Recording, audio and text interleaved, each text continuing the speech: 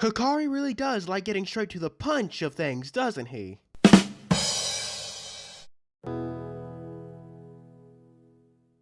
Greetings from the far side of the galaxy. I'm Fury, your host of the most, here to bring you a story about ghosts. Cursed spirits technically, but they're basically the same thing. Today's ghost story, or cursed spirit story, is everyone's favorite Jujutsu Kaisen chapter 157, Cog in particular. Let me hit you with that like, comment, and subscribe thing because we're a small channel over here and any help goes a long way. With the shameless self-shilling out of the way, let's dive right on into today's chapter. It opens exactly where we left off, with Megumi asking Kirara to listen to what they have to say. Rather than answer his question, Kirara asks a question of their own. They ask how Megumi knew the dog would fly towards them rather than Megumi fly towards the dog.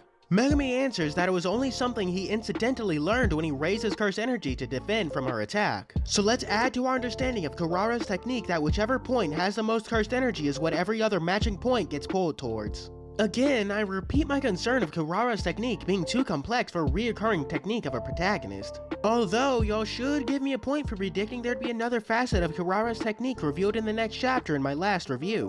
Why don't you do that by writing in the comments you're great and we totally don't think you're a loser? Please? Back in the story, Megumi actually lets Kirara go to bow his head and ask for their help. It comes a bit too late though, cause Hikari is beating, and I mean beating, the ever-living shit out of Yuji. Everyone's favorite peach-headed boy can barely get back on his feet as Hikari approaches him. Despite appearances, Hikari is a pretty smart guy, so he easily can tell that Yuji isn't putting up a fight, rather he's taking every punch head on.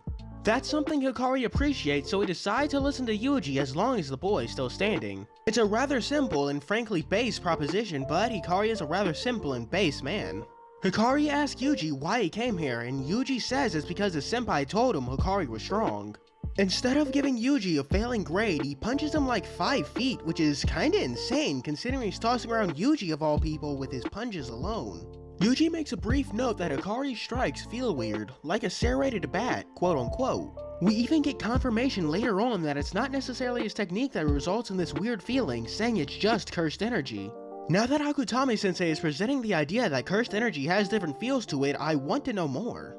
Even if it's just inside materials like databooks, something as simple as little sections describing what each character's cursed energy feels like would go a long way to making the world feel more cohesive. Let's put away my desire for databooks and get back into the chapter. Hikari says that Yuji's motivations are boring, fighting because someone else asked. You don't have to be a genius to see the parallels to Yuji's encounter with Yaga way back in the early chapters.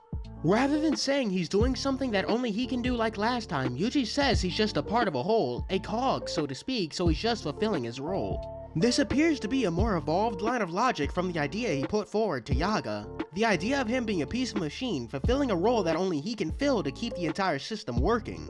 It's kind of tragic to fight because there's no one else who can do what you do, but hey, it's recent enough for Yuji. Hikari leans towards my opinion on the spectrum, although he puts forward his disapproval in a more violent manner.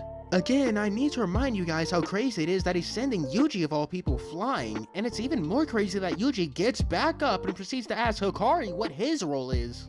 And like that, a fever has been sparked in the upperclassmen. It's one so subtle it takes Kirara to point it out for him to notice. The good guys somehow did it. They managed to convince Hikari to join them. And I can't wait to see Hikari and Kirara interact with the rest of the good guys. There's a nice note that while Hikari seems brash and rough, he's actually a rather friendly guy who enjoys being a part of Jujutsu Tech. Kirara has this nice angle of their appearance belying a very shrewd and dedicated nature. There's no words to describe how much I want to see more of them.